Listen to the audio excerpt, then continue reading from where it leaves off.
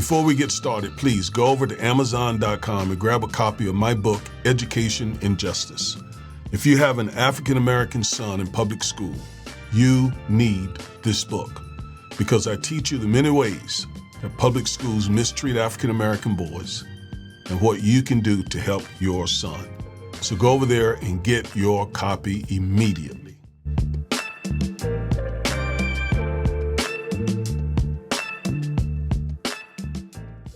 Hello, everybody. This is Reverend and Civil Rights Attorney Augustus Corbett. Thank you for tuning in to this video.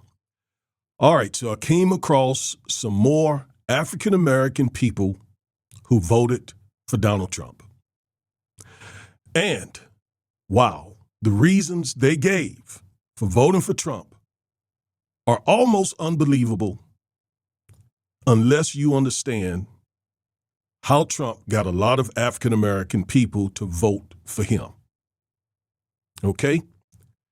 Now, let me say this. People have the right to vote for whomever they want to vote for. That is none of our business. They are adults. They must be over 18, which makes them an adult in every jurisdiction. So they have the right. That is not what this video is about. I am not, absolutely not commenting on whether adult people have the right to vote. So I concede that from the beginning, from the jump street, so to speak. So I'm not talking about the right to vote.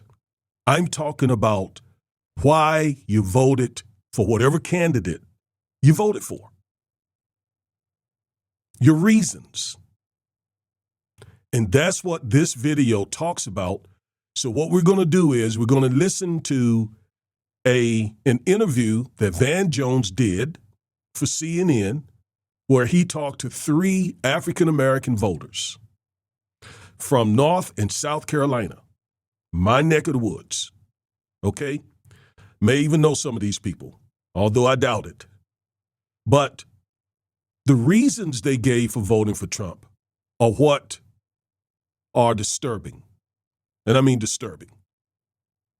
Okay, so let's get into the video, and I'm going to comment on some things as we go. The video is not very long, but you got to hear this. This is about the 3rd video that I did where African Americans gave their reasons for voting for Trump. All right, let's go over there. You do well. And here we are in South Carolina with 3 Trump voters. You weren't always a Republican. No. Actually, I come from a family that was like super Democratic. My first time voting, I voted Democrat. I voted for Joe Biden. What about Trump appealed to you? Am I allowed to cuss? Yeah, you can go. I mean, part of it is he's an asshole. Wow.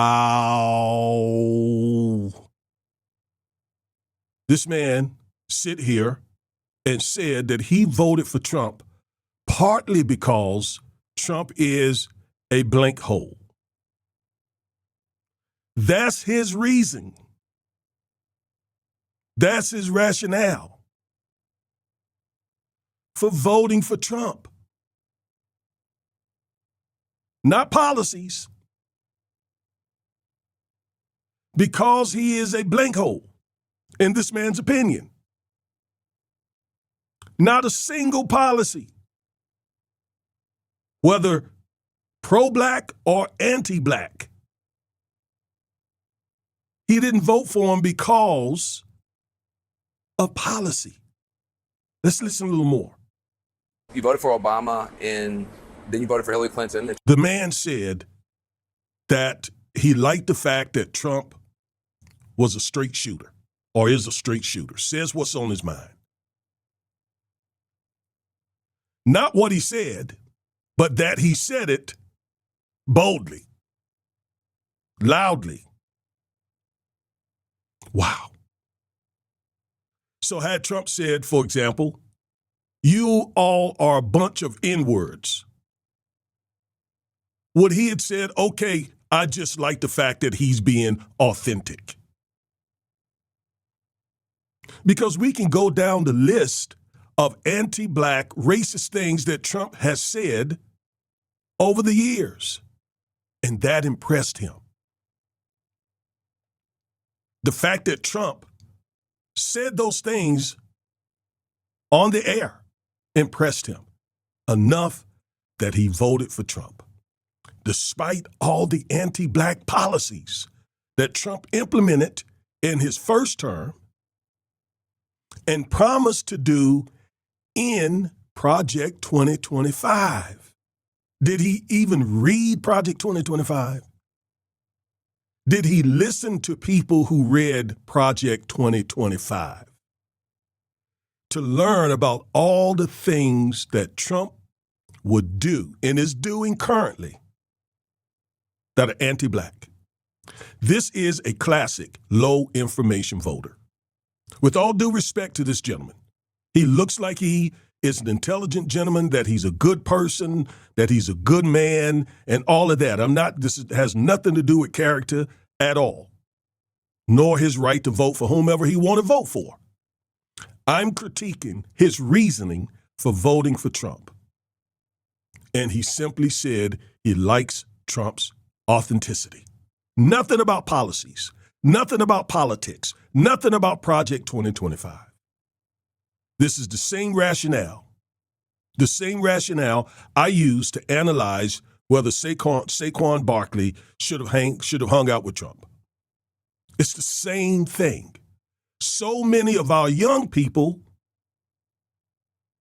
are making political decisions based on what they're hearing, based on what others are saying. And look at the results for us African Americans. All right, let's keep going.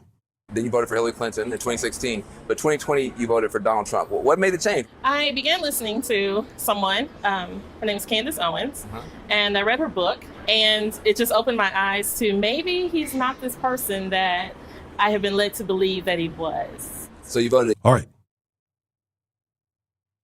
She began listening to Candace Owens, and she read Candace Owens' book.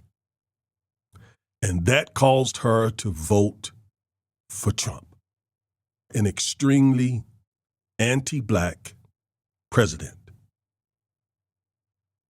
My same question to her: did she read Project 2025? That's what she needed to read. That's what all of you hopefully read, or you have been a channel subscriber and listened to all the many videos that I've done on Project 2025. If you voted in 2024 and you did not do your research and at least try to talk to people who read Project 2025 to tell you all the things that Trump and MAGA and the GOP were trying to do, that's just being irresponsible. And again, now we're all reaping the whirlwind. She took Candace's word instead of reading what these folks said they wanted to do through Project 2025. Let's keep going. Against Trump in 2016, Yes. but then in 2020 you voted for him? Absolutely. Why? I saw how things were going during his first term, and I was pleasantly surprised, and I was pleased with what was happening. I saw the economy getting better. I saw country relations in certain countries getting better. We cannot talk about the economy that Trump inherited without talking about Barack Obama. Now, this is in the past, all right? That 2016 election. But when Trump took office, he inherited a tremendous economy that Obama put in place. If you don't, some of you are too old to remember if you're young people. But when Obama came in office, the country was falling just falling economically. I mean, on the brink of financial collapse. When Obama took office, it was the beginning of the Great Recession. Jobs were bleeding to the millions per month. Obama took that and saved this economy. And after 8 years, job growth, GDP, inflation, all that was in a good place when he handed it over to Trump. Trump took credit for it. And so this lady, and all three of them, again, looked like fine people. Fine people, absolutely fine people, but low information, not doing their research to see where that great economy came from. That was to be given or should have been given to Obama, not Trump. Let's go back. What are some things that he's doing that you do like?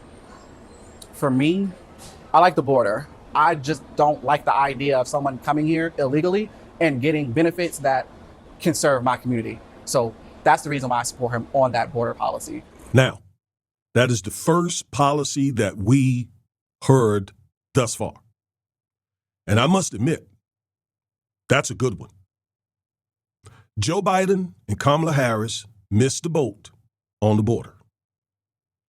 It was too late when they started trying to pay attention to the border. We all seen for 2.5, 3 years, we all seen caravans, 10,000 people, caravans walking up to the border and coming in.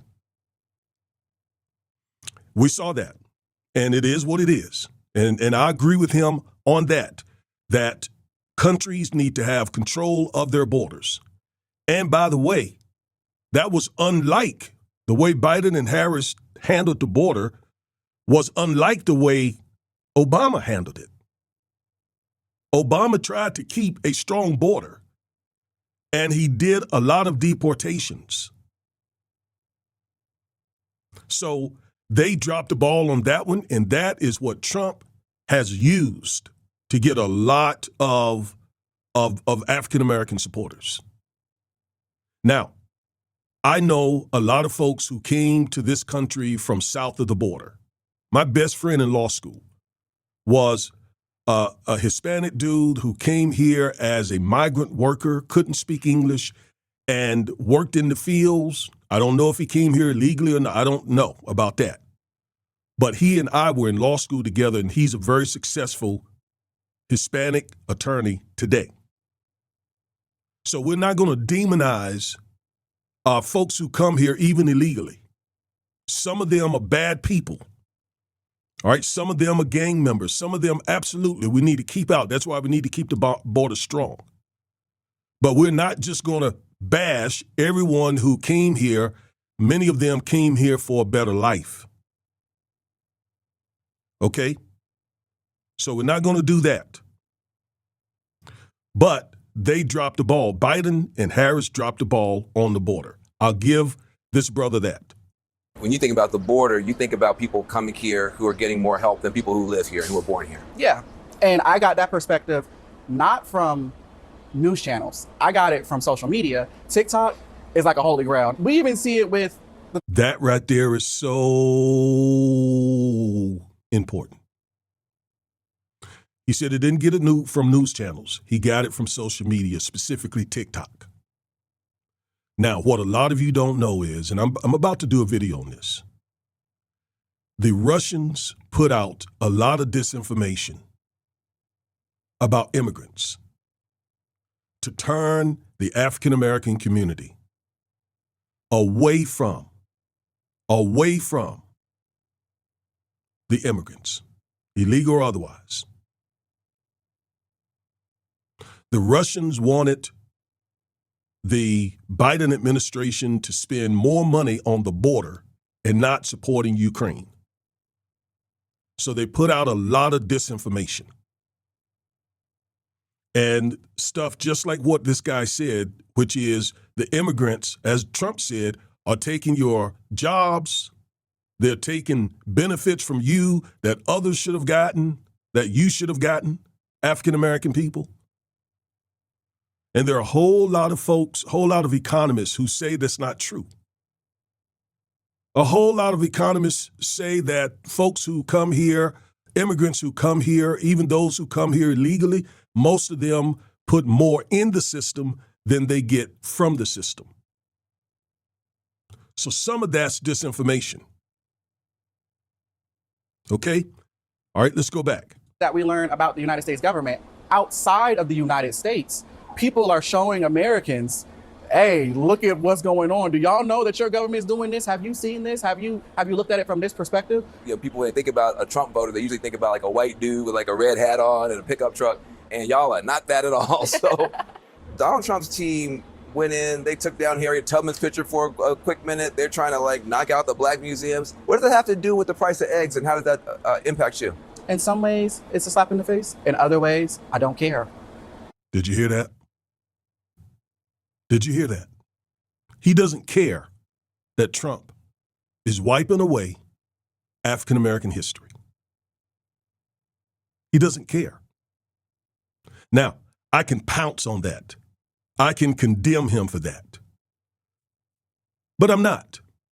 What I want to ask is, why doesn't he care?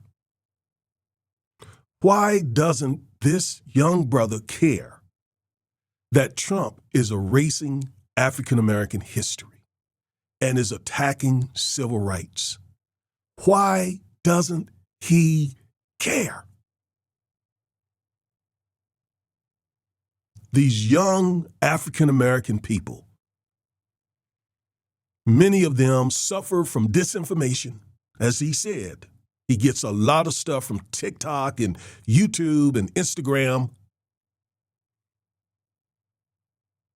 And there are a lot of trolls out there. There are a lot of accounts out there that are intentionally misleading these young people.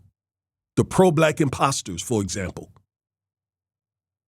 They're all over TikTok, all over social media, causing him not to care, helping him misread the importance of black history, causing him not to be able to connect the dots between black history and where we are today and where we're trying to get to. So no, I'm not going to condemn him. I'm deeply disappointed to hear that. But the question is why and what we can do about it. I care more about how I'm going to take care of my children. I don't think the average American cares about that. I know I am sick and tired of seeing black people sit there. And I just got to say, we African Americans, we're not the average Americans. The average American, the average white American has 10 times the wealth of African Americans. They're not 5 times more likely to be shot by the police like African Americans. Homicide is not the leading cause of death for those folks. So this notion about the average African American, and again, that if you extrapolate that, that's white American. Of course they don't care about Harriet Tubman's portrait being stripped, or General 4-star General Charles Brown being removed from his position, and all the black federal workers, because they're not African Americans. We gotta care. We must care. But again, the disconnect with these African Americans, and you notice the brother said all he cares about basically are economics. And I'm trying to get these young folk to understand you can't get the economics without the equality. Economics and equality, they go hand in hand. How do you think they kept us from being able to get our share of the wealth in this country because of the lack of equality? And why do you think the Trump administration is doing everything it can to kill equity? Because it goes to the money. So they're not connecting the dots between equality, the fight for full equality, and full economic benefits. They're connected. No, I did a video a few months ago. No civil rights, no silver rights. And complain about something, but not taking action and steps to actually try to change things in an appropriate manner. Under the Trump and Biden administration, they came to certain agreements with police departments to be less brutal toward the black community. Trump has now ended all that. How does that help the black community? I have a lot of issues with police reform and just with how police officers are treated as a whole. My husband is currently going through the process to become a police officer. The amount of hatred that cops get, even the best ones, I think has become a huge problem because it has been especially around election times when it definitely comes out of like, oh no, the cops are bad. The cops hate you because you're black. They're immediately deemed as evil. The facts. Here are the facts. What are the facts? Black people are 5 times more likely to be killed by cops. Black people are disproportionately racially profiled by cops. 1 in 3 African American men are currently on parole, probation, or incarcerated. So there is injustice in the so-called criminal justice system. And a lot of that has to do with cops. So, no, don't say that black people hate cops. Black people are tired of the injustices that cops visit on African Americans. Let's be fair about it. This man's talking about running for a 3rd term. Now, what do you think about that? The 3rd term, for me, absolutely not. I think it's at the end of these 4 years, it's time to move on. This is a prime example of him trolling people because people have said, like, oh, if he gets in the office, he's going to be a dictator. He's going to try to run for a 3rd term. So he's like, okay, y'all think I'm going to do that? I'm going to mess with y'all and say this just to take y'all up. I thought you loved this man because he's so authentic. That is crazy. That is absolutely crazy. They're not playing about trying to run Trump for a 3rd term. I mean, a congressman has already introduced legislation to try to change the Constitution, the 22nd Amendment. Okay, we know that typically it would take, again, an amendment of the Constitution for a president in Trump's situation to run, but they're still trying. Steve Bannon has said a few times they're working on it. So we can't dismiss that as trolling. Trump just trolling. No way. No way. We have to take that seriously. After all, who thought Trump would be reelected after all that went down between 2020 and 2024? And he's such a But you truth need teller. to know the difference between somebody trolling somebody, and this is a prime example of him being a troll.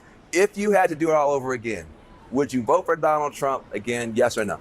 Yes, I would. Now, in the future, I am not a diehard Democrat or a diehard Republican. If there were a Democratic candidate who was more aligned for me, then I would vote Democrat. If you go back in time, would you vote for Donald Trump, yes or no? Yes. I think I might know the answer on this next. She said yes. It's immediately yes. No, I'm sorry. If you had to do it all over again, would you vote for Donald Trump, yes or no? 1,000% absolutely yes. What's most disappointing about hearing them say that they would still vote for Donald Trump is, and you know, you got to read the Vance question fairly. He said, would you do it all over again? He didn't say, would you or do you plan to vote for Trump or somebody like Trump in the future? So he's asking them, what you know now, would you still vote for Trump? And they said yes. And what's so disappointing about that, folks, is now they have seen him for over 100 days introduce executive order after executive order after executive order that are anti-Black, anti-civil rights, and anti-democracy. And they still say that they would vote for Trump. Now, we can react to that in one or two ways. We can get exacerbated, angry, frustrated, and just throw up our hands and say, forget it. These folks are beyond help. Or we can do the smart thing and say we have got to double down on our efforts to reach those kinds of young voters.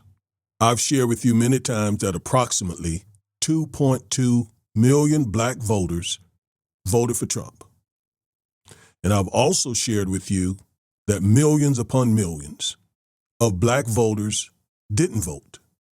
Now, of course, you all say back to me that 92% of black women and 80% of black men voted for Kamala Harris. Well, yeah, but only half of black people voted. That's what you missed. 92% of a half of orange is a whole lot less than 92% of the whole orange. And we got to get out there for these midterms that are coming up quicker than you realize. We must get out there and get those folks to vote against Trump if we want to stop all the anti-blackness, all the anti-civil rights. I mean, I would just ask these people, you don't see how civil rights have enabled you to live the lifestyle that you're living now, and how Trump is undoing those civil rights? You don't see the importance of protecting that? And let me just say to you folks who will pop up here and say, civil rights ain't really help black people. Civil rights ain't... I'm going to be honest. You show up and say that, you're an idiot. You are an idiot to say that. And you've been infected with disinformation. And some of you other folks, when they show up and say that mess, show how wrong they are. Push back. The best way to deal with disinformation is more truthful information. They're flooding the zone with disinformation. We got to drown everything with truthful information. So we got a lot of work to do. That's what this is. There's one more thing I want you to hear from this interview. And Van Jones joins me now. It's interesting, most of the information that they are getting, or misinformation they may be getting, is coming from online. Really, 100%. The thing that surprised me the most was how much social media is dictating, especially the younger guy. You know, he said, look, I'm learning all this stuff about America that I didn't know. I'm like, where are you learning from? TikTok. China. Guys, you're a Republican and you're taking the Chinese narrative about your own country to heart. But that was a big part of their whole information ecosystem. Yeah, social media. Does it seem to you that they follow news closely? I mean, no, that was the other thing too. Is like, you know, one of the women said, "Look, I do not watch any of the media." She says, "You know, I have some influencers I follow. Candace Owens being a big deal, and Newsmax." And that is their information system. And listen, these are hardworking people. They're good people. They care about the country, but they are in a completely different information environment than people who I talk to every day. Van Jones, thanks very much. That's what I wanted you to hear. Where they are getting their information from.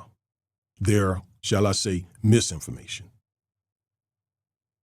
TikTok, which is coming again from China and Russia. And MAGA. Newsmax? Really? Newsmax? We got a lot of work to do. We got a lot of work to do.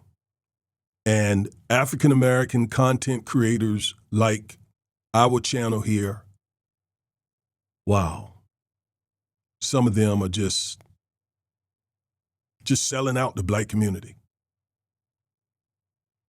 And then the ones that are telling the truth, they're not enough. Now you got the liberal white content creators. Look, they're not going to cover the news the way I'm going to cover the news, or the way Roland Martin is going to cover the news, or Native Land Podcast will cover the news. No. We are the ones who are plugged in and covering the news from the black perspective. And not at least for me, not from the black democratic perspective. I'm not a Democrat. From the black perspective. In other words, from the perspective of protecting the African American community and civil rights laws and our democracy. Because we don't do well, the minority groups in non-democratic countries, they don't do well. They don't do well because they have no rights, no civil liberties, no civil rights. No 13th, 14th, 15th Amendments. We're dealing with an administration that says it wants to send American citizens, homegrown criminals, to foreign countries. And who are disproportionately in the criminal justice system? Black people, especially black men. We better wake up. We better wake up. As a matter of fact, I'll end it with that. Stay woke.